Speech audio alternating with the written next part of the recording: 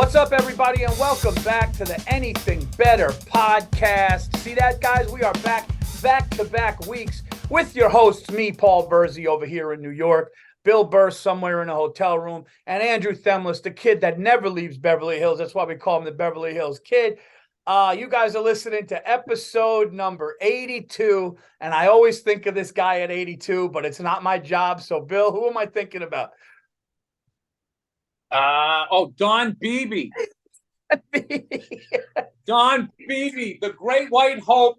They show him on the NFL Network every fucking 3 days, running down Leon Lett, slapping the ball. That's the classic. At least if you didn't win, at least we didn't stop trying.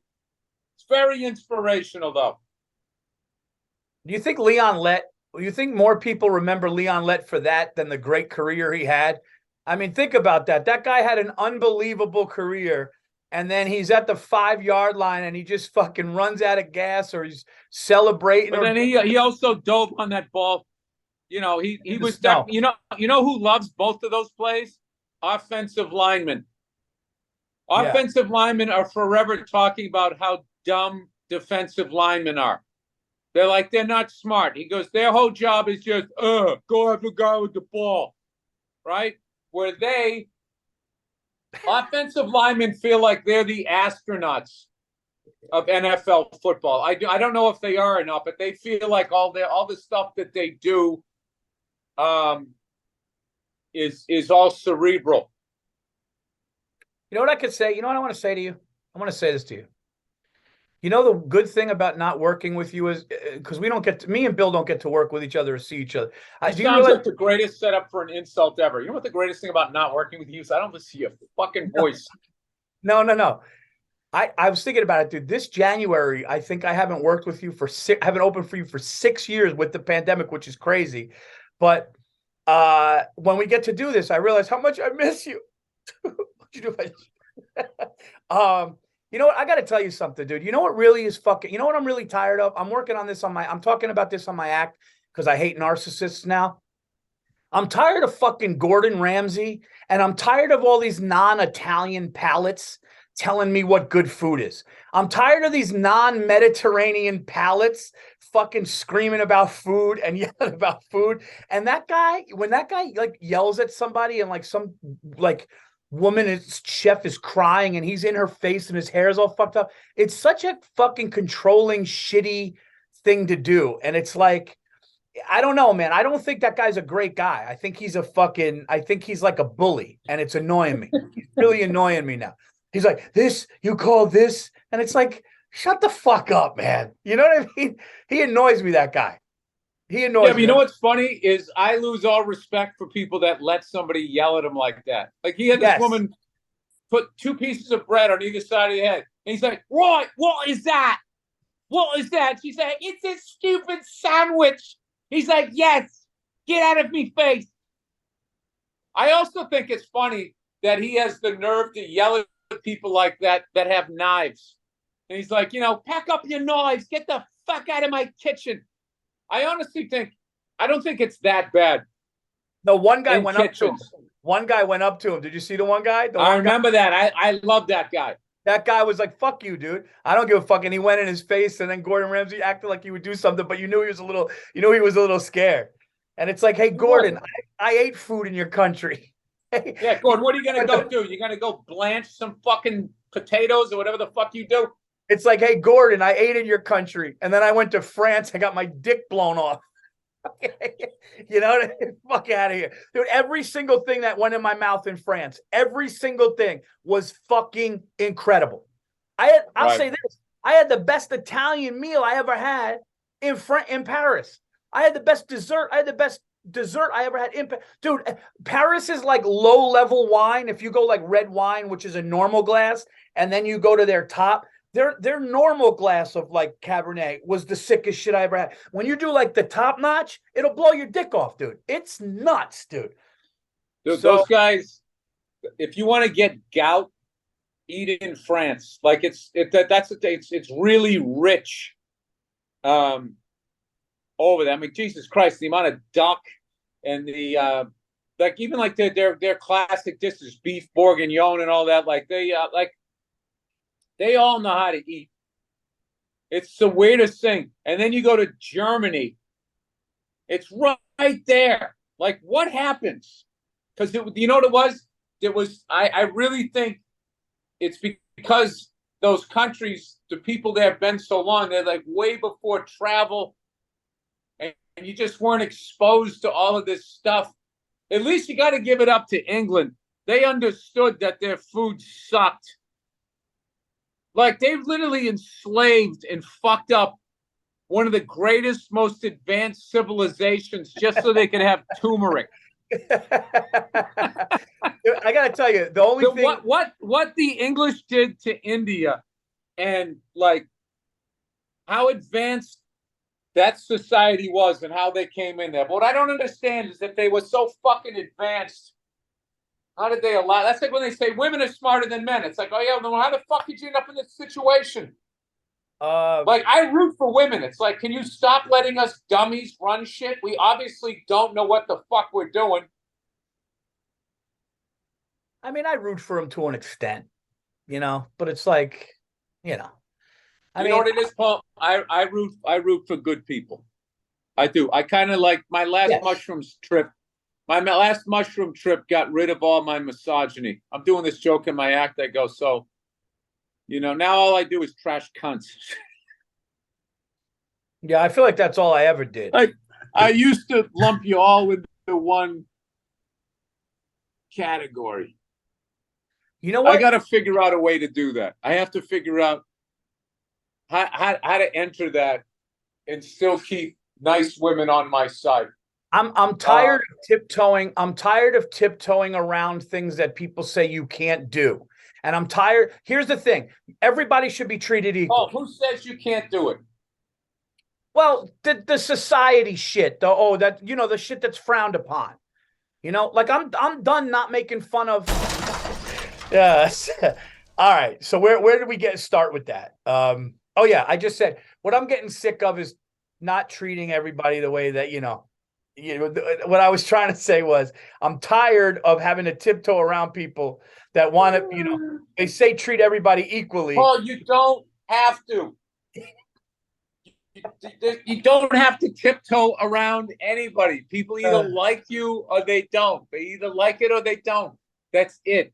It's finally over. It was a time, where, people could fucking try to end your career, but it's over because it's just everybody understands. It's just like you can do this to anybody.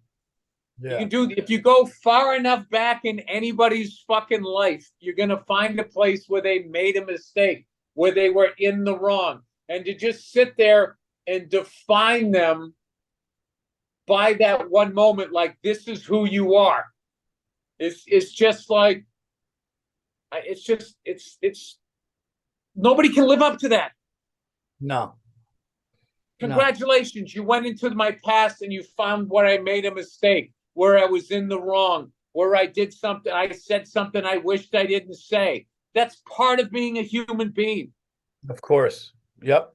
That's right. Now, okay, if you go all the way back and then you come forward and I'm still doing the same shit, I can see it then. Right. That's right. That's exactly right. Because that means you didn't evolve and you're just a fucking dummy and you got hate and all that shit. I get it. Yeah. So, I mean, I don't know. I don't know. But now they're acting like that never happened. But I have been telling people this entire time, just say what you want to say, do what you want to fucking do. And then the thing is, and then just stick up for yourself. But the problem was everybody else was running away.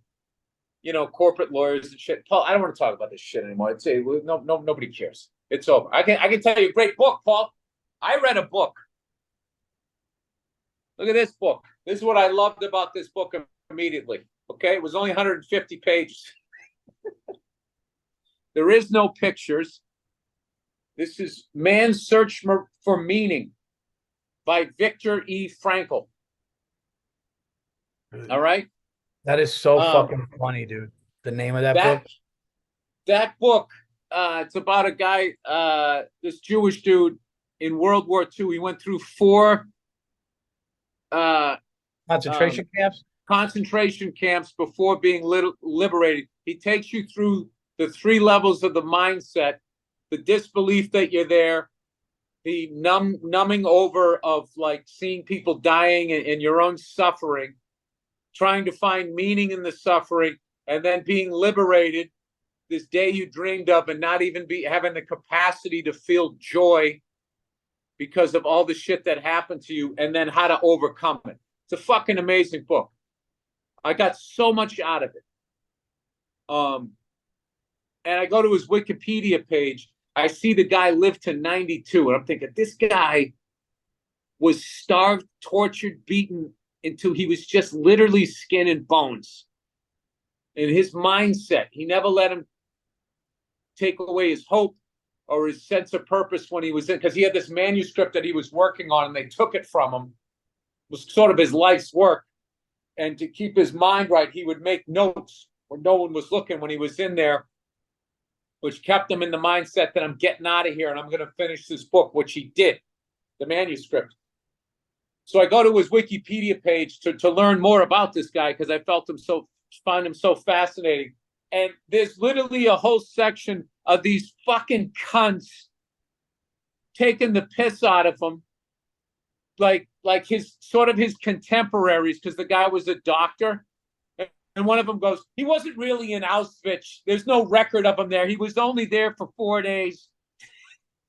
Oh my God. Got crossed. It's just like, well, he was in 3 other ones. I mean, dude, saying you're just in Auschwitz for it was the ultimate. It was the ultimate fucking thing where, like, no matter what you fucking do in life, and he's just writing this book trying to help people. People going like, well, not for nothing, the real hero in this book is kind of him. He's kind of stroking his own balls, and it's just no, that's dude. That's beings. The worst, the fucking worst. You know what that is? They're just jealous. You know what it is, Paul? Is if the guy wrote the book and it only sold 20,000 copies, they wouldn't have had the energy to hate on him. But he sold like 70 million copies of the fucking book. So then it's got to be like, well, he kind of exaggerated what? Dude, 1 minute at Auschwitz, 1 minute in that concentration camp would be a fucking Auschwitz. What did I say? I can't say it because you fucked. You said Auschwitz. Auschwitz. No, Auschwitz. Auschwitz was a backup center for the New York Knicks in the late 60s. No, Auschwitz. Burr, Washington, over to Auschwitz. Dude, 1 minute in that concentration camp is an eternity. The fact that guy was there for 4 days and somebody fucking hated. You know what that's like? That's like taking a picture in front of your mansion and a nice car, but then like there's like your kids' toys are on the front lawn and somebody just goes, yeah, why don't you clean the lawn? It's like you're never. They always do that. For me, it's all about that dirty rag hanging on the shrub, laughing my ass off. And it's like, no, for you is you fucking hating your own life. Although I will tell you, Paul, these fucking assholes who get money and then take pictures of them standing in front of all of their own stuff, acting like they're trying to inspire you. It's like, no, you're not. All right. You're showing me all the, and it's like it's the stupidest. Why would you do that to people? Right. I'm just trying to show you can do this too. Yeah. Listen, I'm trying to inspire you by showing you my success.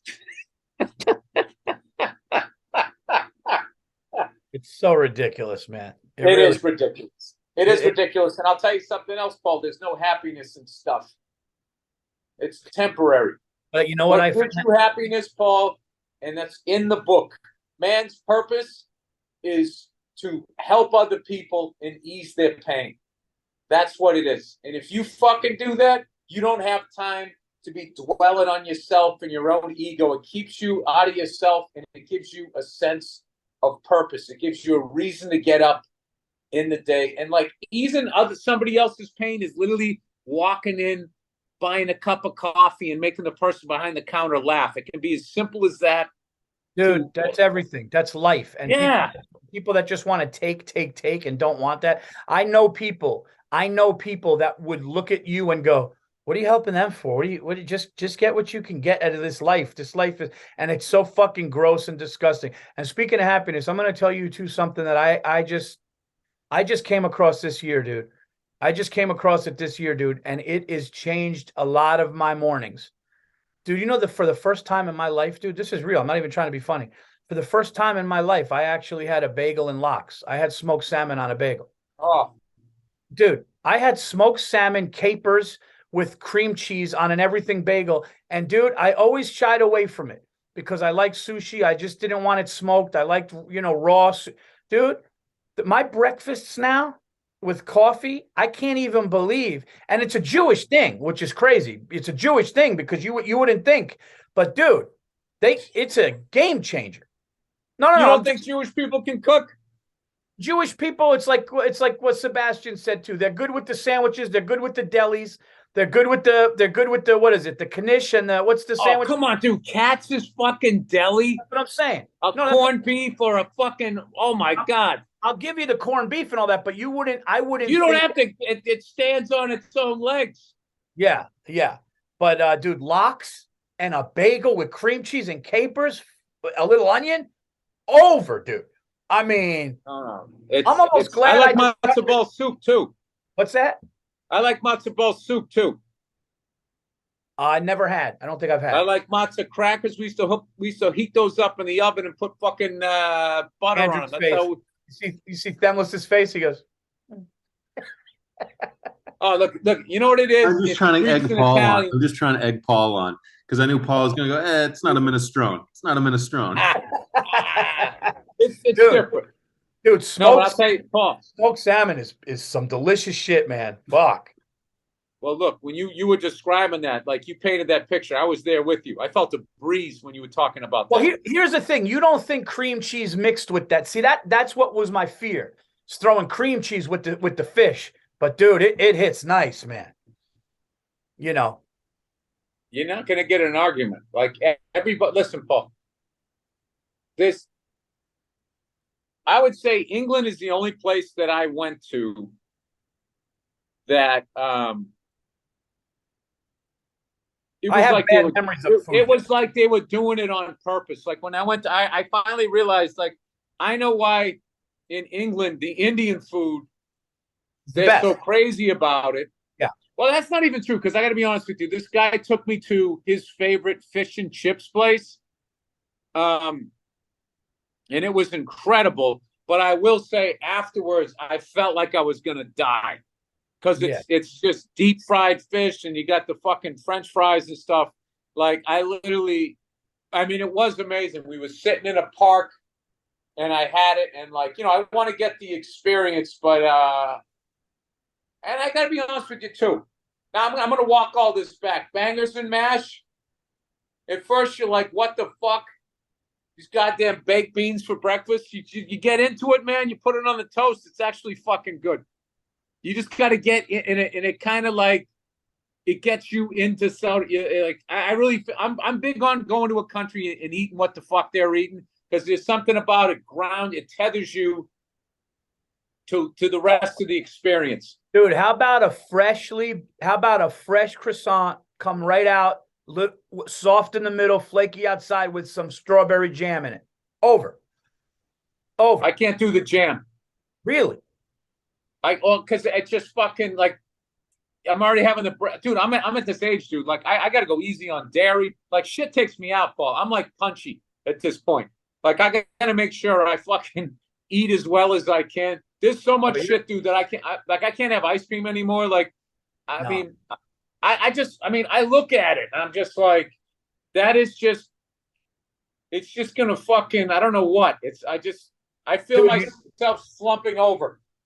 Dude, I got to tell you, I told you this on the phone the other day, and anybody listening to this, man, it took me 40 plus years, but I now know how to eat and fucking drink like a gentleman, dude. 4th of July, people showed up at my house 3:00, booze everywhere, stocked refrigerators, coolers everywhere, dude. Throughout the course of the day and night, I might have had 2.5 drinks during the day. And then at midnight, when everybody left, I poured myself a glass of wine. I was completely sober, but I did it right.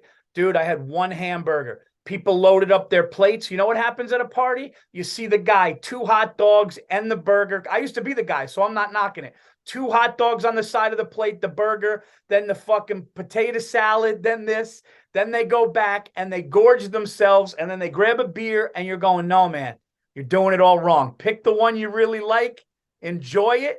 Okay. It took me so long to eat like a gentleman, dude. I was not full. I wasn't gross. I didn't eat dessert. I took like a half of a chocolate chip cookie just for the fucking thing. I'm learning, man. I mean, you gotta.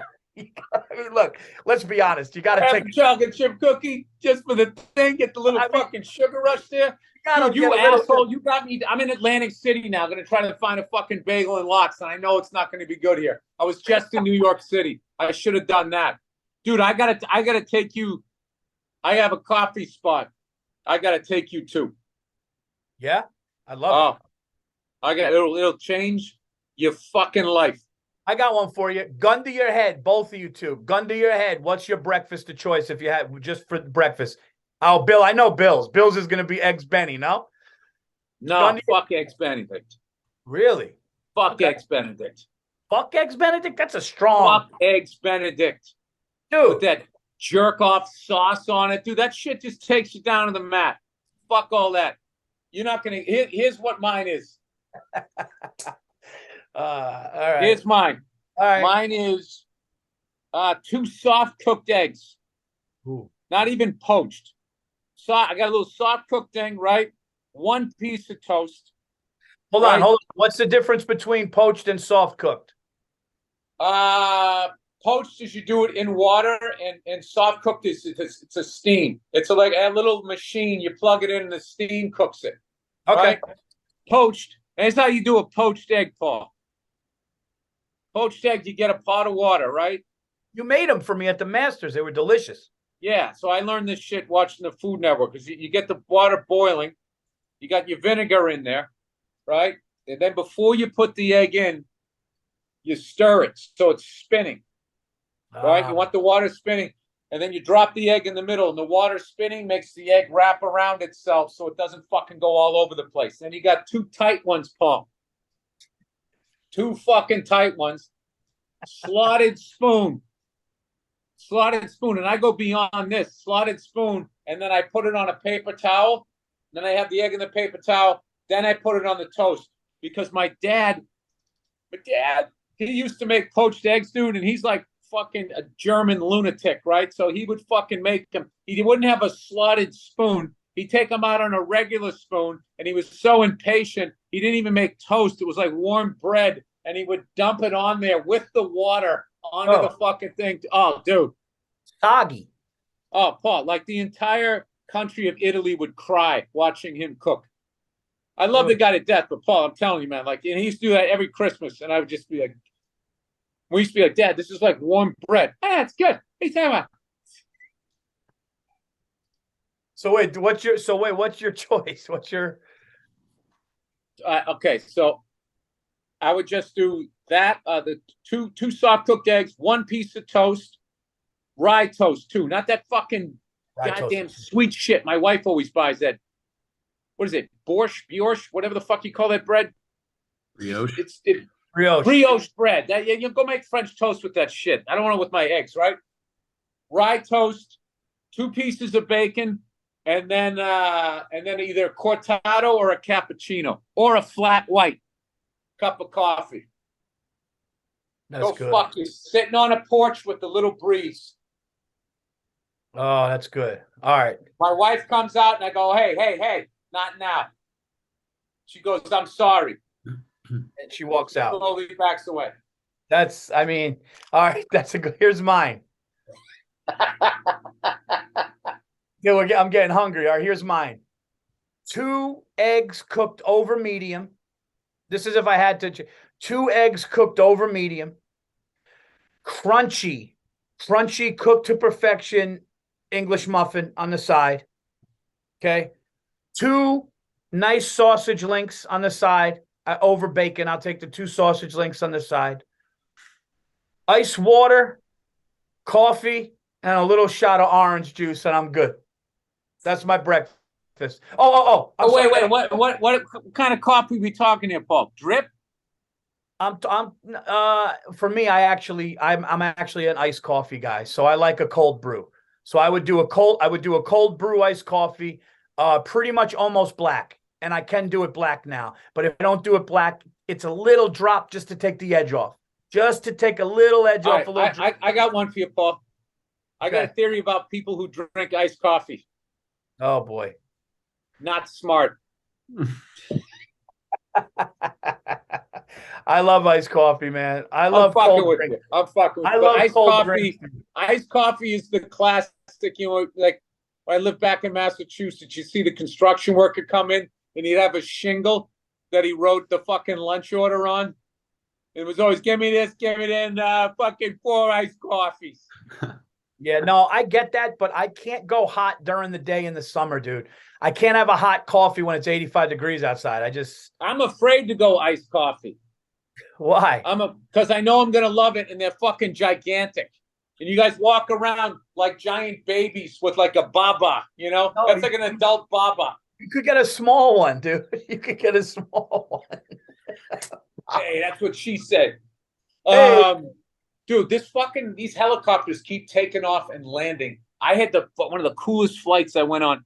I flew up to Santa Barbara, and then after that, I went up to Santa Ynez, and I landed up there. And after that, we flew up. The guy who was there, he goes, "You want to look at Michael Jackson's Neverland Ranch?"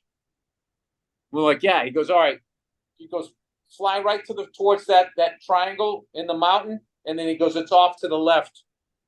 Dude, we flew over that thing. At first, it was cool. Then I was just like, ugh. None of the shit is still there, right? Like, no, it's still there, dude. And I'm going to tell you, dude, it looks like a fucking carnival. Oh my god, you mean like the Ferris wheel and shit still there and all that? They took the Ferris wheel down, but they got all this other shit, and it's just like, oh, that's fucking gross, dude. It was gross. Yeah, it was gross, and I look, I don't know, This is my thing about that guy. It was literally a black guy getting accused of molesting, white children. Like, how you think the guy's going to get, with the level of racism that is prevalent in the court systems, the fact that he still got off, that's the only thing I'm just like. But I will say, when you go there, it's like, dude, this looks like if a pedophile had $1 billion. Yeah, dude. Like, I'll be honest with you, man. After all that shit, especially some of the shit my brother told me that I couldn't even watch because my brother said he watched the thing, dude. I can't listen to the dude's music after he was a kid. I just can't, dude. It's just a tough. I can still listen to his music the way I can still watch OJ's highlights. I can separate the man's work from the fucking. Yeah, but that's different. What OJ did is different, dude. I mean, it's terrible what he did. No. No. Listen, hold on. Let me hold on a second, ladies. I'm sorry. Let me backtrack here. What OJ did is horrible. Okay. What OJ did is horrible. He killed 2 people, but watching a football highlight of a guy before he had a rage thing is different than knowing that a guy was going to go molest little children like on the regular. He got acquitted. I don't fucking know. I don't know, but I will tell you this, dude. I will tell you, just to say none of that shit ever happened, at the very least, it would be unbelievably sad because it would be about a guy that his childhood was taken from him and he was never able to get past that. Yeah. Having said that, Paul, we haven't done the great 81s yet. Let's get out of this. Pedophilia and fucking lost childhood. 82s. 82. We only said Don Beebe. Yeah. Ozzie Newsome. Okay, I remember Ozzie. Raymond Berry. I don't know why Alan Page was 88. It must have been before he was on the Vikings or after. Yeah, they get other numbers when they go somewhere else. So, all right. John Stahl, Alan Page, part of the Fearsome Foursome. Ozzie Newsome, Cleveland Browns. GM that brought the Cleveland Browns their first Super Bowl title when they were the Ravens. That is the Art Modell Cleveland Browns. Raymond Berry, the great Baltimore coach. John Stallworth. Oh, that's a good one. John Stahl, him and Lynn Swan. I mean, arguably the greatest 1-2 punch ever. Shannon Sharp again. Yep. Shannon Sharp, the great Shannon Sharp. Yeah. Well, not according to Skip Bayless, but yeah. Well, listen, Skip Bayless, he holds people to the standard he holds himself. What number were you when you played sports? What's your number? I was 10. I was 25 when I played football for like a month before my dad. My dad saw CTE coming. Oh, he was right about that. He was right. He goes, I'm not having you go out down there knocking your fucking brain around. He also saw how slow I was. So he's just like, look, all you're going to do here, you're already not doing well in school. Let's not have you be slow in all areas, both mentally and physically.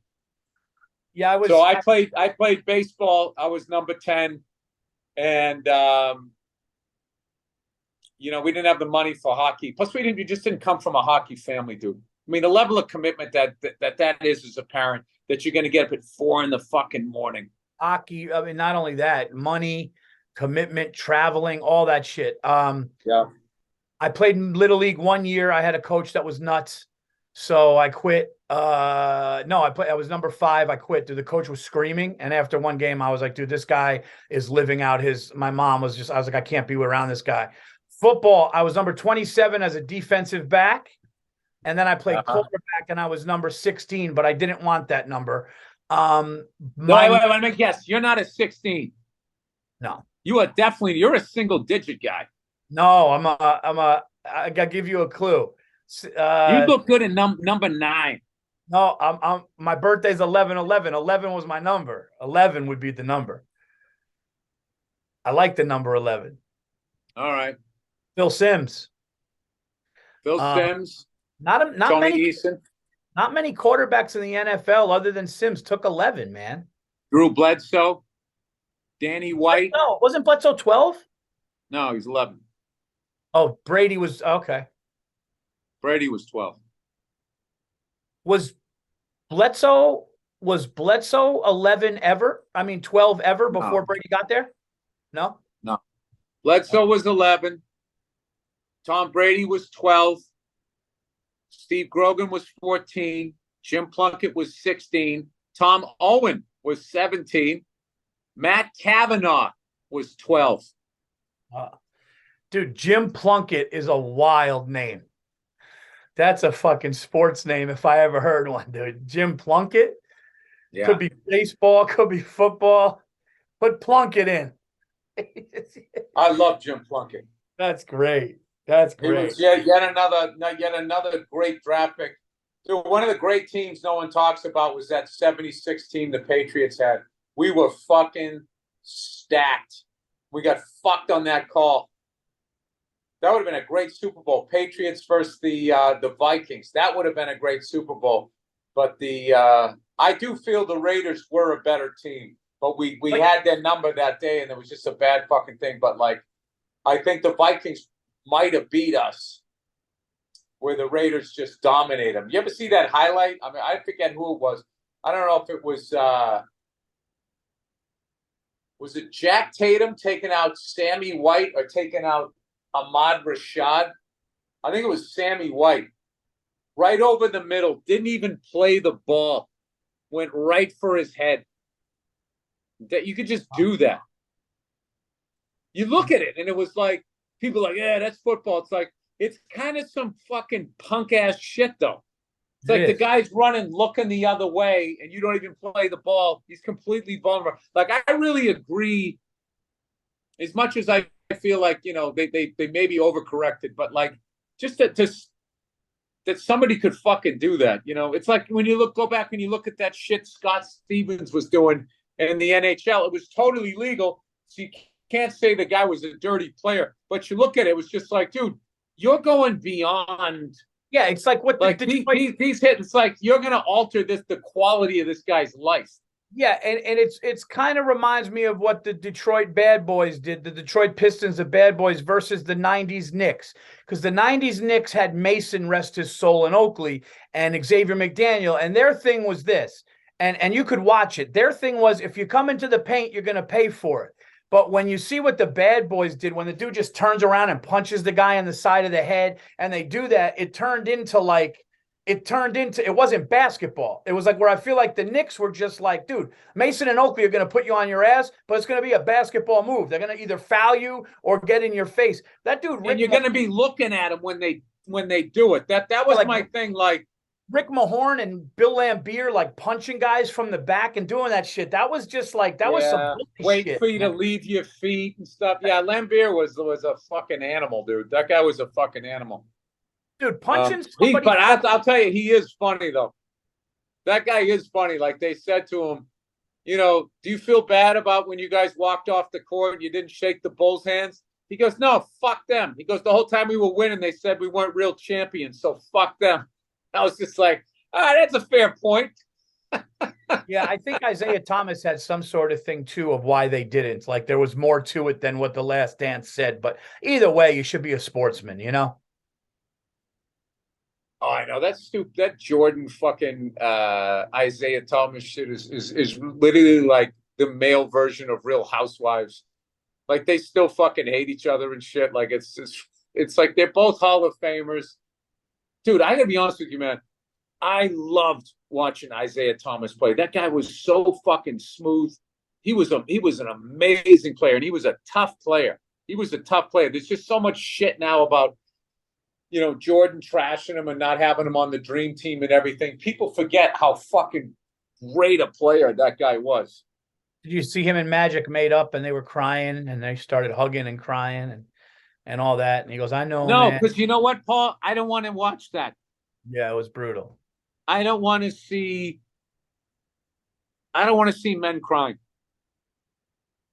I mean, it's hard enough to watch women crying. I just don't like seeing adults crying.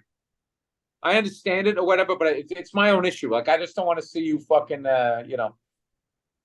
like whatever that is. It's just like, and then I got to be honest with you, there's something weird about it. It's like, is it a legit fucking apology when you decide to monetize it and film it? Right. It's like these fucking assholes when they go out and they try to do good shit for other people and then they film it. Oh, that's. Well, am I going to quote the Bible here? Heathens pray in public. It's like, what? So I can see how fucking holy you are? Go fucking pray at home, you cunt. Yeah. I said something hilarious. I go, all you people buying pizzas. All you people buying pizzas for these people in hospitals working COVID overnight shifts. How about you just send them the pizzas and don't take pictures? And Tim Dillon goes, oh, no, I wanted people to see what I did. It's just so honest. It's like, no, I wanted people to see. But yeah, it's like donate anonymously. Anonymously. Yeah. Speaking of that, I wanted to plug something on the show. Our good friend Vinnie Mark. If you go to my Facebook page, there's a GoFundMe there. Vinnie Mark is one of the silliest, nicest guys. Every time I think of this man, I smile. He's been a comedian from Albany for many, many years. His wife, Jody Weiner, I believe. Jody. Yes, his wife, Jody, she passed away after, I believe, a 14-year unbelievable battle, courageous woman. And he was such an amazing caretaker and husband to her.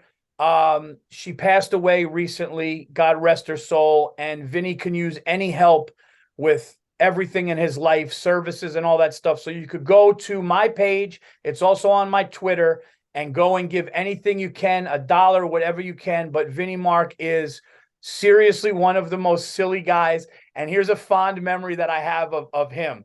And Bill, one day we got to go golf with that guy. I said it to him and he said, yeah, me and Vinny. So he admittedly eats bad and he loves pizza. And his favorite thing to do was eat pizza. And he said, hey, man, you're in Albany. Let's go eat. And I go, what do you want to go eat? And he goes, I really love pizza. So we just go to like his favorite thing in the world is going to a pizzeria. Like that's what he wants to do. If you go eat with Vinnie Mark, you're going to a pizzeria. So we go there, which is fine with me. Hey, okay. And we get slices and we go like this. We go, hey man, can I get a Diet Coke? And they go, in a cup. And they go, yeah. And we just go, yeah, can we get ice? And I swear to God, the pizzeria goes, yeah, we don't serve ice here. There's no ice here. And Vinny thought they were joking. So he goes, what? He goes, no, we don't serve ice here. We could give you a couple. We don't serve ice. So from then, which is years ago till now, me and Vinny will just reach out out of nowhere and just go, how you doing? There's no ice? No ice. Everything is no ice. Everything is no ice now. And I told him if he does a charity, I'm down. So help this guy, dude. He's got amazing stories. He used to open and run with Rodney. He's one of the funniest guys, one of the nicest guys. He helped me out on one of my first road gigs when I moved to New York, and I was like homesick and freaking out and everything. And I was opening for him, and there was some guy in the middle who was super negative because the 80s boom had been over, and he used to be headlining, and now he was driving a bus during the day. And this fucking guy, and I didn't have any deflector shields or anything, so I didn't know how to block this guy out. And he had me, I almost had a gun in my mouth during Vinny's set when that guy talked to me. And he got off stage. I was just like, yeah. He goes, what's the matter? He could tell my energy had changed. And he goes, oh, I'm fucking listen to that guy. You're going to be fine. You're young, you're funny, just fucking, don't leave. He was just really just like very fatherly. He's just the best, dude. And talk about a great husband, man. His wife died in his arms, dude. He was just 100% there for her, for better or for worse, good times and in bad. And it's he's going through it. He's still hilarious. I was actually talking to him today. So, oh, where are you, dude? It's funny because everything with him is like a smile and a joke, even when he's going through it. But through all of that stuff, in the few times that I hung out with him and went to lunch with him and talked to him, it was always, I got to take care of Jody. I got to get home to Jody. I got to do it, man. The guy is an example of what it is to be a committed husband, truly in sickness and in health and all that stuff, dude. Just year in and year out. And that's what a man does. But how silly he is and how funny he is. And I love his haircut. And I love that he's great at golf because he's great at golf. He's great at golf, which is like, and I mean, like, I think he's legit, like almost a scratch golfer. I don't know, now he's getting old, but like seeing him walk into a pizzeria and seeing his whole style and then knowing how good he is in golf is the best. It's the best. So shout out to Vinnie Mark, and please, guys, give anything you could give to help out. But what a great guy. there are certain people you meet in life, dude, that you smile. How many of those do you have where like every time you think of them, you could be, and you're like, ah, man, that was funny. That guy's funny. It's very rare, dude, to have that. Very rare. Yeah, he's the best. He also doesn't shy away from the White Castles either. Oh, dude, he got so excited when we went to White Castle after that bananas. He was so excited. Like, he self-admittedly eats bad, but loves it. But I mean, you want to make that guy happy, you throw him a big birthday party, just order like 15 pies. He's a simple guy, Oh, Paul, I'm gonna go eat after this podcast. Yeah, it's gonna be great. It's gonna be great. Because now you got choice. Now you could get lox. You could even get the eggs you talked about, or you could get pizza, or you could get White Castle. I mean, there's that sandwich joint by you, that famous sandwich joint. Which one is that one? Dude, the one that Sinatra goes to. We went to it. The meatballs are outrageous. Andrew, can you just type in? I forgot the name. Can you just type in the famous sandwich spot in Atlantic City? We walk there every time we're there. It's insane. It's always. Oh, you're going to the Yankee game today. Going to the Yankee game today, right? Is Judge back? Yeah, look, Yanks are in trouble. Yanks lost 15-2 yesterday.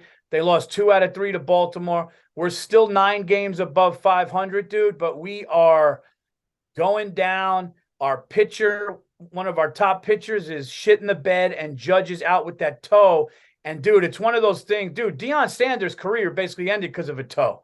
You got to get that right, or especially when you run the way he does. What's it called, Andrew? I don't know. There's like 10 of them. Is it No, Tony? big... Is it Tony Baloney's? No. White House Dude, sub.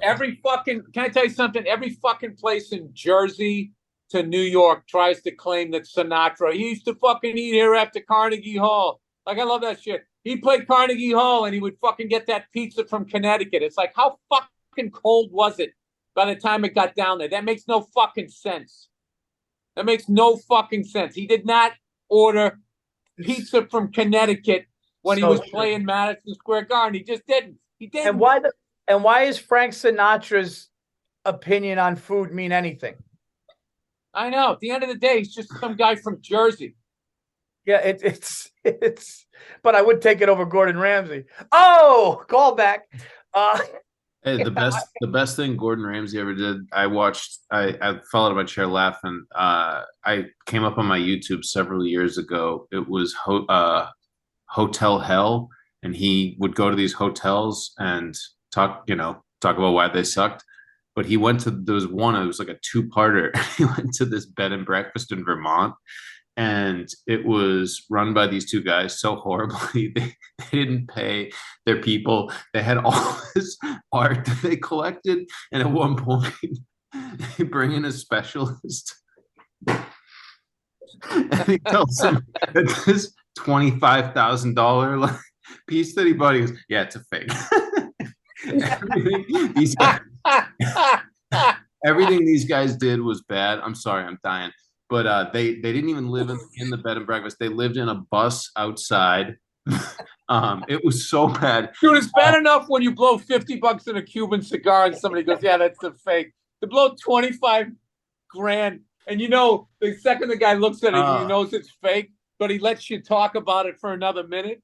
Look at the colors there. Look at the color. Yeah, it's a print. It's a print. You can get that at the mall. It was amazing. Yeah, bed and breakfast in Vermont. It's on YouTube. I mean, you'll die. It's but Paul, you like John Taffer though, right? I think it's, what's it called? No, I think it's the White House is what it is. John Taffer. I love Bartnick's bit. I like bars before John Taffer rescues them. It's fucking so perfect, dude. It's really, really great. But no, I don't really like. It's like, hey, John, I'm not coming here for the mint julep or whatever he says. I love that. Hey, John. Yeah. I'm not coming here for the fine cuisine or something, he says. I'm coming here because what did he say? Because the bartender might show her tits. Yeah. I'm coming here for the cold beer, and I think fucking Marge behind the bar might show me her tits.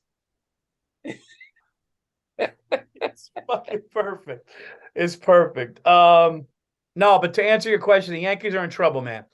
The Yankees are like in third place in the East. Judge is out. What can you do, man? What are you going to do? I'm going to go there tonight. Dude, we're like 2-3 games above 500, and we're in last place, and we're way outside the wild card. And yeah, but our whole division is the worst in baseball right now, and it's one of those things where like one of us can go on a 6-game run and are like right back in it. It's one of those. What are you talking about, dude? We have one of the hardest divisions. We might have the best overall record out of all.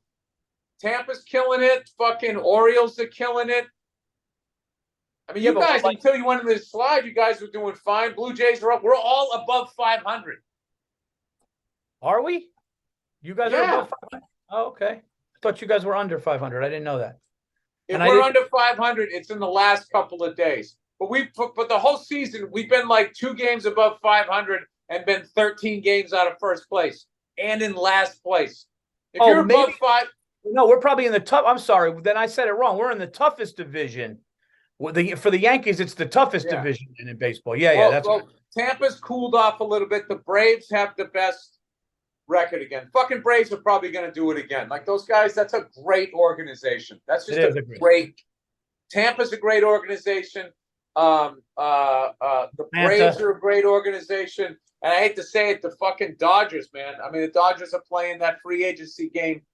Great. I don't know why the fuck we didn't pay Mookie Betts. I just don't understand. I don't understand that. I don't know why that guy. I don't. There's got to be a reason, dude. Because that guy was too good to get rid of. Money, fucking, that's the goddamn. It's like you're not going to pay that guy, then we're going to go out and go blow a bunch of money on other guys. I will tell you, Justin Turner has been heating it up. He's been crushing it. Last I saw, but we still have. It's just we can't put the pitching and the hitting together. If somebody throws a gem, we don't score any runs, and then we fucking score 8 runs and lose 9-8. The same bullshit we've been dealing with the last couple of years. But whatever, I'm still hanging in there. You know what's funny? Somebody needs to do this. The way people do like impressions of like we had a friend, Jason Lawhead, he would do impressions of people at bat. And there's people that would do impressions of like, there's really good golf ones. Dude, if you YouTube the guy that does Phil Mickelson, dude, he does his smile. Then he does the thing. Dude, he does every single thing perfectly. And then I want to see that. And then he hits it lefty. And then he does this and he walks by and he smiles. It's perfect. But somebody's got to do one of, and I think one kid on social media did it, where impressions of losing, of fans watching their team lose, because there's only like 4 guys. There's the one guy who watches it like this. There's the one guy that just watches it like this. Then there's the guy that throws something through the TV, and then there's the guy that just he looks at it and his eyes get watery. He puts his head. And then there's one guy the guy that goes, well, they don't care, I don't care. Like it's like 4 guys, but it's me. I'm the first guy. Like if I watch the Knicks and I start to see it go down, like Lucas, I told you he went to his room. I'm not a yell guy. I'm not a yell. What the fuck are they doing? That's not me. That was never me. I don't understand. I don't understand that guy who goes like, what the fuck is he doing? What, you throw the ball. That's crazy to me. That's actually crazy to me. I don't know, Paul. You've said that to me a lot. Really? Dude, one of the funniest fucking things you ever did was that Giants fucking Eagles game where they kicked it 2 times to that same guy. Oh yeah. Dude, I still remember where I went to breakfast with my wife. You were like, dude, the Giants are fucking on today. They're killing the Eagles. And then, I'm out to breakfast, so I shut my phone off. And then, so I got all the texts at the same time. For people who don't remember the game. Yeah, DeSean Jackson. That superhero that they had. Who was it? No, they kicked it to DeSean Jackson. DeSean Jackson, who's just like, he makes professional football players. Dude, Pam Oliver. Pam Oliver. You remember Pam Oliver? Her face was like this when the play happened. They showed her on Fox. She was the Fox sideline. They showed her like this when they kicked it to him and he ran it back. She was going like this. She couldn't fucking believe it. She couldn't believe it. Dude, I somewhere I have that in my text thread with you is that, and it was just like, the first one was just like fucking DeSean Jackson. What the fuck are we kicking to that guy for in text? But it was lowercase punctuated. And then they kicked it to him again. There was one, what the fuck are we doing?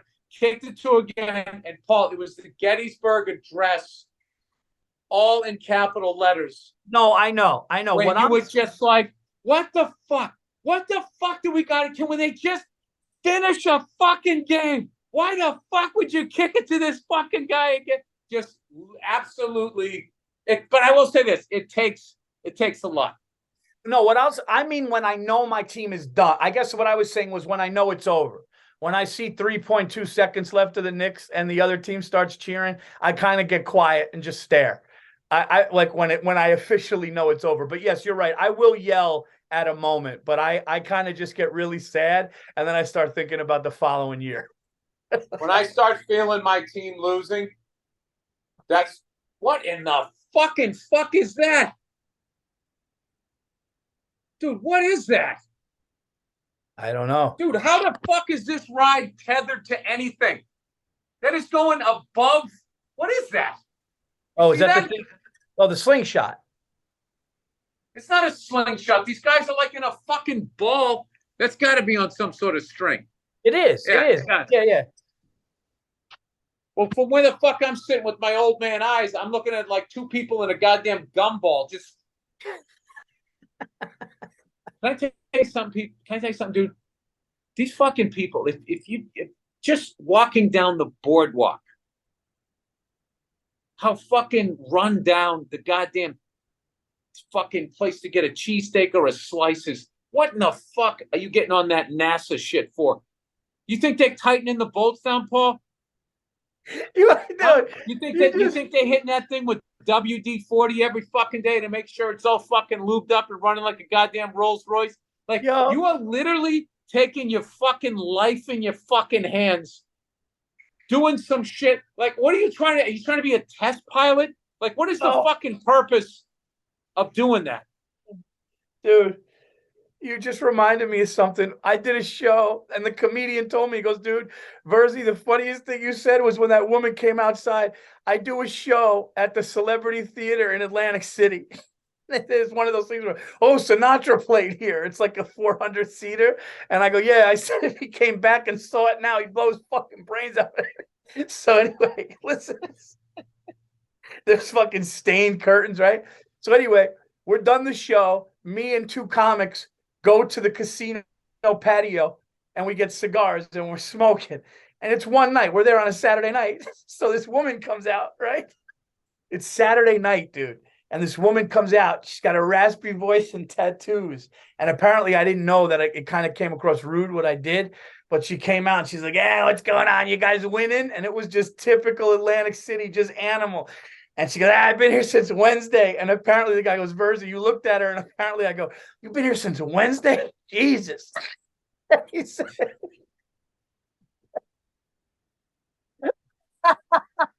you're like, last Wednesday?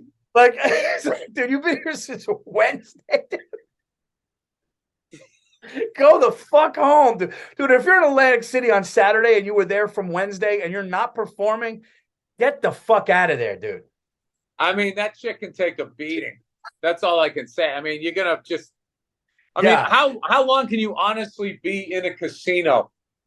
No, there's no way she wasn't in multiple domestic disputes. Multiple. Somebody that could handle that just had a dude that was just drinking Busch Lights. Leave me alone, Carol. Yeah, it starts with the parenting. I had a great moment with my son. He wakes up, right? Oh, shit. He does this thing, dude. He does this thing where when he wakes up, he slowly opens the door, and then he just runs down the hall. You know how a 3-year-old runs, how loud it is? And I'm always asleep. So I start waking up as he's bum, bum, bum, bum, bum, bum, bum, coming down the hall, and you start thinking like, fuck it. It sounds like somebody 6'4" broke into the house and is running down the hall with an axe, and I'm fucking laying there and like, you know, my goddamn BVDs, like, what the fuck, right? And I wake up, and then the door opens up, and this little kid comes in. So he was all fucking upset and flustered, and he was hot and everything. So I brought him to his bed. I was like, buddy, it's too early. And he's just like, you know, Dad, that's sweet. You know, he points at the other bed because he wants me to lay. I said, no, man, I can't. And he was just so fucking upset. And I said, all right, you want me to lay down next to your bed? And he's like, yeah. He does it. It's like, yeah.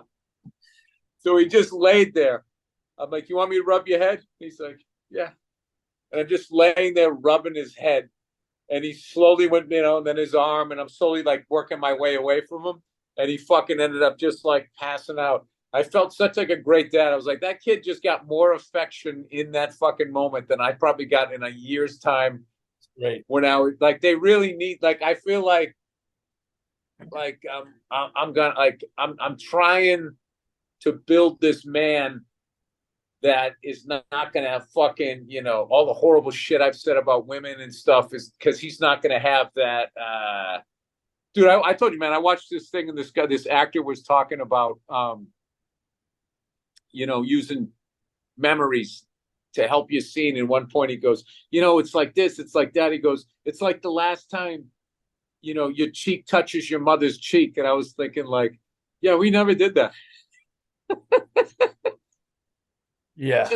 It was just not an affectionate generation coming up. And you think like, yeah, the pussy that need that. And then you realize when you get old, it's like, no, I think I needed that. And maybe I wouldn't be walking around all the time. Like one of my buddies, his catchphrase was, what? Fuck you. That was what he would literally. You just look at him and be like, "What? Fuck you!" And he'd just be like, "No, man, I was gonna ask you something. I just couldn't remember." Or you'd be like, "Hey, man, how's that taste?" And he'd be like, "Good." And you'd be like, "Yeah." And if you didn't say anything, he would immediately go, "What? Fuck you." Dude, Jay-Z talks about that. There were guys that killed people because one guy went to jail. They called him like the devil or whatever. If you looked at him or you looked at him anyway, he'd fucking try to kill you. And it was just because he was just so, they broke down his he just was so fucking afraid of what people thought of him. It's like, yeah, dude, that level of lack of love, dude. They fucking need they need that stuff. That's really funny. Like I never thought that I would learn through my kids like why I'm fucked up. I learned, and there are people in my life that I had to talk and confront about it, because it was like, oh, dude, that's what happened. Oh, okay. That's that's not right. That's not fucking cool. Dude, my son is my height now. And I grab him by the back of his head and kiss him. And I think he's a baby still because I love him. I'm hugging my son. It's like over my head. Dude, there was a fucking Instagram video. Yeah.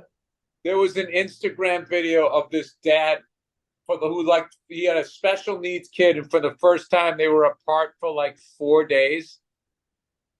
And dude, they both the guy was like he looked like he was 70 or 75, and his son was in his 40s or something like that. And he saw him, and they both fucking broke down crying, hugging each other. I was just going watching it, being that guy could not have done it any better. He just couldn't. Dude, I love watching. I know that this is completely different, but dude, they showed a German Shepherd watch his owner get back from the military after not seeing him for 3 years. And he pulled up in the car and the shepherd goes dude, it was fucking, the shepherd was looking through the fence and he sees it. But then you could see, he's like, no, it can't be. And then when the shepherd really saw, dude, and you know how smart they are, its ears went up and he couldn't get to the fence quick enough. And they finally opened the fence and the fucking dog runs up to this guy and loses his shit, dude. What do you got? What are they, any accidents out there? No, dude, I can't tell you how I got to get the video of it when they first shoot them up there, dude. They shoot these fucking people. It's nuts. They fucking, I guess it's in between the poles because it's going above the fucking poles. Oh, it has two gigantic bungees next to it, attached to it. Oh, okay. Yeah, it's like a slingshot. That's why I was saying. I don't understand. Isn't life terrifying enough? Like the fact that it was the hottest July 4th on record ever, and they're canceling flights. What is this going to do to aviation? This is madness. What are we doing? And it's just not enough for people. They got to get shot up. They just be like, ah! No, some of them faint. You ever see a video of that one? That's my favorite thing, when you don't even like doing that shit, and the second they get in, like this is the thing. Like, this is the dude who's going to pass out before they turn this shit on. He's got his face in he's hard. He got his buried in a non-existent pillow. It's just why would you do this? You could YouTube guys going, no, let me out, man. Yo, no, I don't want to do it, man. No. And then all of a sudden they let go. They go, ah! It's just yeah. I think I go. They go. Ah!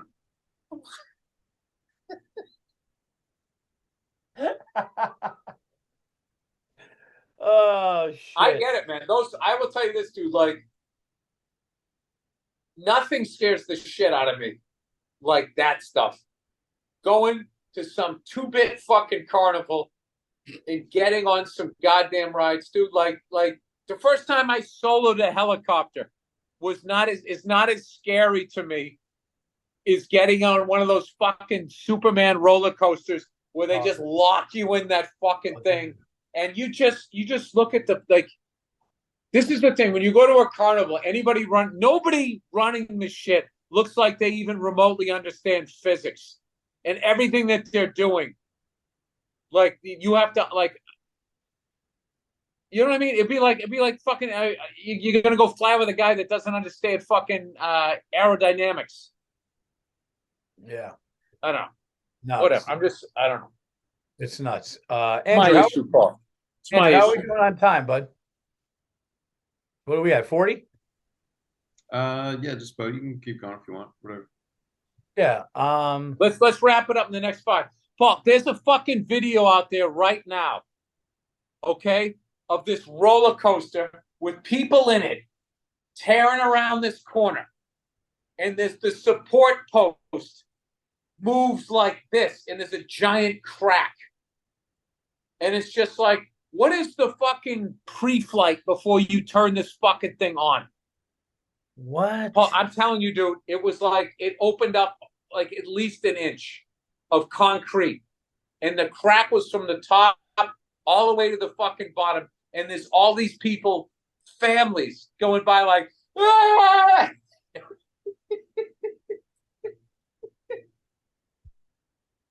It's just like, what? I lost my nerve for that, man. I'm not a roller coaster guy, dude.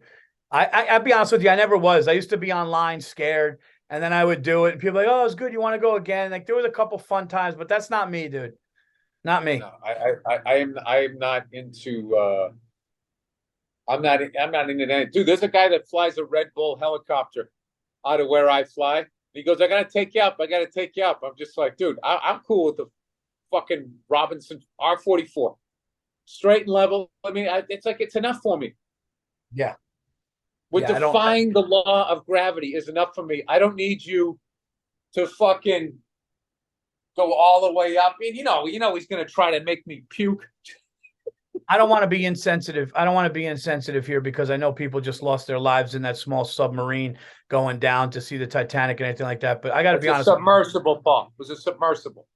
Well, yeah. Well, either way, dude. Well, it's a big fucking. I learned there's a big fucking difference. That's like the difference between a Cadillac and a fucking Yugo.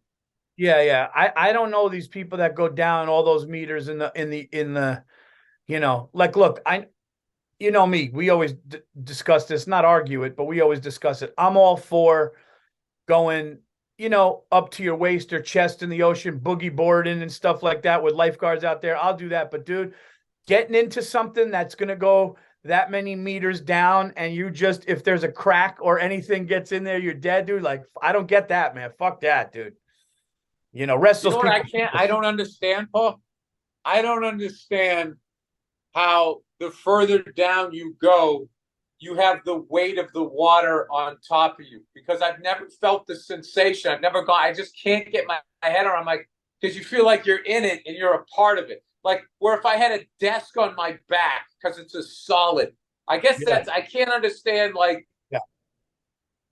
I can understand a wave knocking you down, but like the pressure of all of that on top of you, the fact that it could literally crush a submarine is, like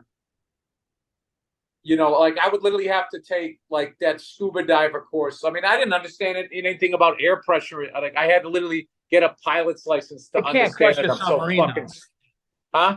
It can't crush a submarine, though. Yeah, it absolutely can't. They have limits. They have limits that you can't go. You ever watch any submarine movie? At some point, they lose power and they're going down. They're like, oh my God. And they always start to show water coming in, which I don't think probably happens. I think it's just like when it happens, it's just that was my favorite thing about it. Was that of all the ways they could go, like imploding was the most humane. Like it happens so fast, your brain doesn't have time to register to even be like, nothing. Oh, that's good. That's good. It is good because I just kept thinking of the father with his son. Me then too. I'm probably thinking, why was I this reckless? Oh my God. How's her mother going to handle the fact that she lost her husband and her son at the same? They didn't have time to think of that. That was the only thing that made me feel good about that story. Oh, and man. Football season's coming up, Paul. We got the BetMGM, baby. Week 1 coming up in a couple of weeks. Rest those people. So, what are you thinking? What are you thinking about Aaron Rodgers going to the New York Jets? So the New York Jets finally, Paul, it has been 55 fucking years, 54 fucking years since Joe Willie Namath. Okay? Are you asking if they're going to win the Super Bowl? I'm asking, are they going to have a shot? Yes, I think they are. And I think they're going to go to the playoffs because they have the defense and now they have the quarterback. So absolutely. But I also think the Giants got a shot because of what they did and how good and far they went last year. Enough with the Giants, Paul. What do you mean? We got a shot. Huh? You got a good shot. I'm talking about the Jets. You're the Giants, Paul. You always got a shot. I don't want to fucking hear about the fucking Giants. You won 4 of them. You won 4? The Jets have a shot. I'm talking about the Jets. Okay. Don't do this Yankees Mets shit to me. I know you're a Giants fan. I know you believe in them. I know you believe in the Knicks. I know your whole fucking sports palette here. Yes, I think as a Patriots fan, they're in my division. Yeah. This is the thing. Like, I don't after the fucking run we went on, I don't have it in me to hate the Bills, Jets, and Dolphins. I just don't give a fuck, right? I'm more fascinated now with what are the pieces they're going to give Aaron Rodgers. And then I have to be, dude, like, who do you, okay, here's a question. Here's a sports question for you. Paul, you're so fucking upset. Like, the level that you hate the Jets. No. Look on your fucking face. I mean, they're not even a fucking factor. No, I think they're going to be good. I really do. But that bugs you. No. What it is no. What it is, dude, that was like an acting class. Give me 3 different ways to say no. You're like, no, the rubbing of the nose. What the fuck? Did your nose even itch? What the fuck was going on there? You know what it is? Because the Jets just have this. It's like, we got to win something before you talk. I think that Jets, Mets, Nets, they all need to win before they talk. Knicks too. That's all. Win one, no? What else do they have other than shit talking? They got nothing in their trophy case. Just fucking. Yeah. You're above it, Paul. You're above it. You're a Giants Yankees fan. You're above it. Here's the thing, dude. I'll be honest with you. I don't know if Aaron Rodgers had a defense like this in a long time, dude. So that would be my thing, to be in their division and worried about is their defense. But they had that quarterback that wasn't good. Now they got this kid back. They got him. So, and I think so here's my question. Yeah. My question to you, Paul. Between Jets fans and Knicks fans. Yeah. One of those teams wins the championship. Who cries harder? The Knicks fan? Definite. Or the Jets fan? Who's been through more misery? Dude, I've been to both of those buildings for those teams, and I could promise you this, dude. Knicks fans, ask Jerry Ferrara that, dude, my son, it's like, dude, I don't think you understand what it's going to mean to me. I don't think you understand. Because it's also like a basketball city. And I think all of the baggage that we had with Patrick never winning one and going to game 7, with Riley leaving, with Van Gundy kind of getting us back, with like all of the things that have happened, like Clyde Frazier, they want him to see one. He's in his 70s and he's just doing games. He has it. I think, dude, if we get how nuts was it to see all the old Knicks, Sprewell, Starks, all there cheering, flying with the team going. They want. I think it's going to I will say this, dude. The fact that you guys did that makes up for Oakley a little bit. Throwing Oakley out of the guard, man. That was a fucking definite low point. That was. That was. I do feel a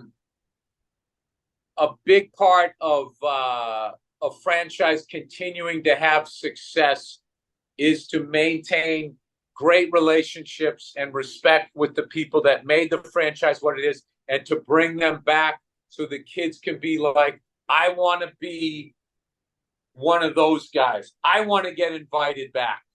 Yeah. When I got the white hair and my beard and waved to people, and I was one of the ones that continued the tradition of winning. I think that is a huge thing that the Knicks in the past haven't done.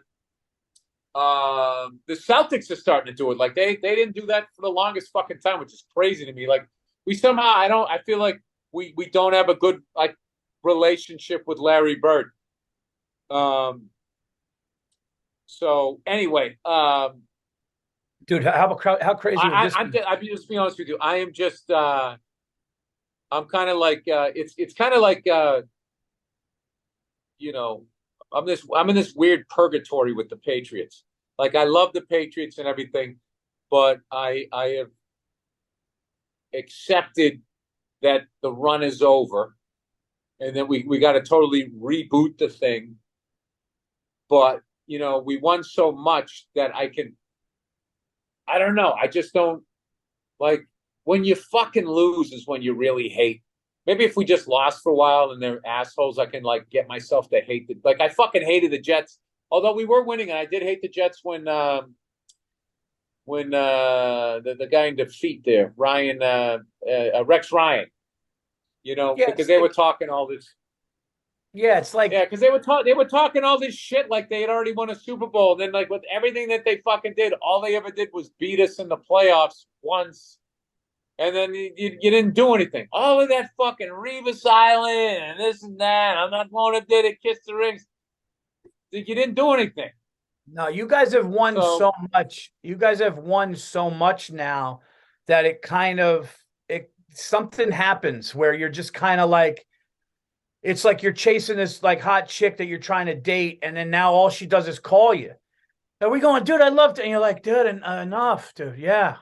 All right, dude. You're I don't ever remember that happening to me. You're like, how many times? No, but I will say this. I am I'm hope you know what would be fucking great is if the Jets are great.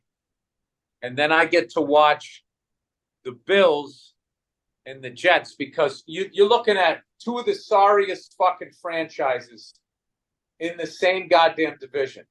And now all of a sudden they have this Aaron Rodgers been there and done it. And like his knowledge, and then Josh Allen, the upstart and all of that, which I feel like last year was a disappointment with that they didn't get to the Super Bowl. So I'm kind of really like that. Like those games are going to be marked down on my sports watching calendar. The two Jets Bills games, because it's like, what if the Bills miss their window and Aaron Rodgers, with all of his football knowledge and with that defense, goes in and just fucking schools them? I think is a way more interesting story than is Bill Belichick and Mac Jones going to get on the same page. Yeah, I mean, look, I'm never going to count. You can't count that organization out ever. I'm going to tell you something though, dude. I think I was a little early last year, but I picked the San Diego Chargers. That was such a sin to see a team that good and then have that happen in the playoffs. Dude, Justin Herbert is as good as any quarterback in football. He really are they balanced though? How's their defense? I mean, obviously, I don't think their offense is the problem. No, they're obviously the defense is not as good as their offense because they should have went.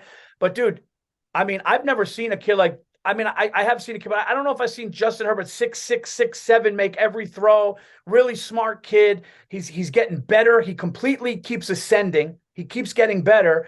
Yeah, dude, they should have went further. Did they make any moves, drafts or anything like? They must have done something for the defense. They had to. I gotta look at that. Yeah, I mean, I don't follow them close enough, but that team was really good last year. I think they kind of stayed together. I hope they stayed together. Yeah, I think the Jets are going to be good, to answer your question. I think Aaron Rodgers is going to really kind of, because they're already saying that, like his experience, they say he's teaching young guys a ton of shit and he's going out with them. And now the defense that's really good and him go out to dinner and talk. I think they're going to be really good, man. And it'll be good to see for New York. I think we play them, so I can't wait to see that. That's a little shit talking, but yeah, they're going to be good. They're going to be good, but what are you thinking about your boy there, Garoppolo, going to the Raiders? The Raiders. I think it's great. I think it's a good home for him. And Derek Carr ended up with New Orleans? Yeah. He went to New Orleans, Is, and I is think that he backing up down there? Or is he who's down? Jamarcus Russell? Who's that guy? Jamarcus Russell. Not Jamarcus Russell. Jesus Christ! I said the wrong guy. The guy from Florida State. Oh, Winston. Jameis Winston. I almost said Ja'Cory Harris. There's too many J quarterbacks. That's the guy from fucking the Miami Hurricanes. Corey something or other. Dude, going back to what we were saying, there's this weird thing that if the Knicks did win, me and my son would lose something that we have together. Does that make sense? Like, we have this thing where, like, if we got over that hurdle, it would be something. So in my mind, I'm like, I either want it to happen like right now so we can try to get another one, or like keep it going in this weird way. But obviously I don't want to keep it going. But like, me and him have this thing where we text each other, hey, did you see the move? Did you see the draft? Can I say something? You guys have suffered long enough. When you get to 50 fucking years, it's like it's over already. So I have to be honest with you, that's kind of where I am as a sports fan right now. There's a few teams that I will never root for. The Yankees don't even bug me anymore. The fucking Canadians, the Lakers, and there's no one in football that bugs me. Yeah, it's hard to get mad anymore as a Boston sports fan too. Yeah, it's like there's nobody. Who am I gonna be mad at? I had the Lakers for some reason. The Lakers annoy me, dude. I used to love the Lakers with Magic when I was a kid. The Lakers now really fucking annoy me. Yeah. LeBron James fucking annoys me. And the Dallas Cowboys fans, dude. I mean, I want them to, they're tough for me. So I'll say that I dislike the Cowboys more than the Red Sox or any New England team. And I'd go as far as to say, seeing the Mets in a little pain, I kind of know why George Steinbrenner wanted the Yankees to beat the Mets more than the Red Sox now. I just feel like that's, as a Yankee fan, that's so sadistic. Like, dude, all they know is fucking losing. But, Bill, you don't understand the visceral hate they have for Yankee fans and Yankees. Well, they should. They're jealous. They're envious. They're envious. You should just sit there and be like, yeah, I know, man. It's got to suck. Like, what are they going to say? Like, when they're talking shit about your fucking team, Paul, what can they say? Right. It's true. What are they going to say? All you do is buy it? He goes, well, you guys try. You guys try every fucking. They're out there spending all kinds of fucking money. They can't say that. Dude, what about, speaking of money, Bill, what about these contracts NBA players are getting? Dude, you see the money these kids are, dude, guys that would not make $10 million are getting like, guys that are not making, that shouldn't be making 10 million are getting 60 million for 2 years. It's like fucking, dude, it's money in the NBA right now. You're going like, they gave that guy 120 million for 5 years. You're like, it's wild, dude. It's wild. That's what I don't get. It's like, are the ratings that high? Like, it doesn't feel like a like, I'll be honest with you, I think this was a great season that the NBA had. I think that fucking that crypt keeper that's running the fucking NBA now, that guy literally looks like a fucking vampire. Adam Silver. Yeah. He does. You can't convince me that guy doesn't sleep in a coffin. You just can't. I'll tell you something, dude. I didn't see a lot of referees interfering with too many playoff games. Like, this was the first. There were a couple bad calls, but like, I was like, oh, they're letting them play. It's the first time it seemed like a legit season, I feel, in a while, since the 90s. Yeah, dude. Since the 90s. Like, I think that guy Stern, rest his soul, but I think that guy was sports entertainment. I mean, it was WWE, man. And their brand was super teams. And I've said this a million times, so I'm not going to keep going on this. But I thought it was so great for fucking NBA. To see Denver Nuggets, the Nuggets, and the Heat, but the Heat's are a good organization, and I don't think like they're played out. But like, I love that they were in there. I wish it was a better series or whatever, but and it was refreshing to see a guy who just didn't, okay, we did it. We did our jobs. I fucking want to go home. It was just funny, as opposed to like somebody standing there trying to contemplate their own greatness. It just gets like, what's funny? I was listening to something was on one of those fucking auto-tune songs. I was hanging out with Josh Adam Myers, and I'm just like, when are these auto-tune guys gonna get sick of talking about all the women and stuff that they have? I barely listen to it, and every once in a while I check in. It's like you're still in your walk-in closet. You're still talking about all the shit in your garage. I mean, it's just like it's like all the shit that's fucking going on that you could be talking about. I don't know. It's I don't know. Like I remember the gangster rap shit that got played out, the fucking heavy metal with the devil shit that got played out. But like they talking about how much shit you have and how many women you have is on an unprecedented run. It's like 30 straight fucking years. Yeah. No, it is. It's almost like listening to me bitching about the NBA. I think I've been doing that for almost 30 years. All right, Paul, let's fucking wrap this up. You got a game to go to. Hey, dude, take Paul out to the ball game. Hey, I got to take him out to the crowd. Give him a hoodie and Jordan ones. Brand new Yankee and a fucking hot dog. Jordan 3. Sorry. Oh, Jordan 3. I'm thinking about I want to take Sophia out to. Dude, how about Taylor Swift going to make $3 billion on this tour because the worst seat in the house of a football stadium is 1,300? Dude, I wanted to take my daughter. The worst seat in the house is 1,300 at MetLife, and I'm like, my daughter's going to see a little ant, and I'm like, are we going to even hear it? And I would pay for. And then I looked like Get Up Close. They want like $6,000, dude. If you want up front, listen to this shit. If you want up front Taylor Swift concert tickets at a football stadium, it's $14,000 each, dude. That's a fucking jet. That's a private jet to the like. Dude, she's a gangster, man. Dude, she's a gang. I like, dude, the way she took on record labels, the way she's done everything, she's a gangster. But I mean, this dynamic pricing that they're fucking doing is because it's just like, well, the scalpers are going to do it anyway, so I might as well get the money. It's bullshit. I don't know enough about it. But I will say this, like, just as a performer, like, watching how, dude, look at this, look how fucking high up they go past the things. I mean, what the fuck?